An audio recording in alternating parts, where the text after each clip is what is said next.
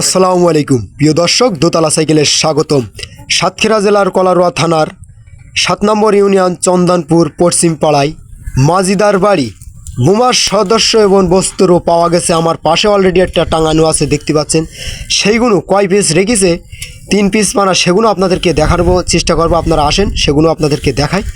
এবং গ্রাম্য পুলিশ এবং চৌকিদারদের কাছে আসলে সেগুলো জানবো। তা আসলে এখানে একটা দেখছি বোমার সদস্য এবং বস্তুর মতন, আসলে বোমা না আসলে অন্য কিছু। তা আরও একটা আপনাদেরকে দেখাই, ভিডিওটা না টানা পর্যন্ত আপনারা দেখতে থাকেন।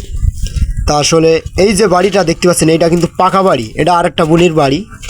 তা সেটাও কিন্তু আপনাদেরকে দেখাচ্ছি। দেখেন, যে বাড়িও একই কোয়ালিটি বোমা এবং বোমার মতন সেই আকৃতি সেই সিস্টেমই দেখেন, যে একেবারে সুন্দরভাবে যে ঝুলুনি আছে। তা সেইগুলো আপনাদের মাঝে দেখাই এবং চৌকিদারদের কাছে আসলে জিজ্ঞাসা করে আসি যে এই জিনিসটি কি। তারা তো আসলে চৌকি দিচ্ছে, আর থানার এবং ওসি সাহেব টাইপ এসি ধরো তাদের দায়িত্ব দিয়ে গেছে, যারা আসলে পাহারা দিচ্ছে। এর আগেও অনেকই লোকজন ছিল।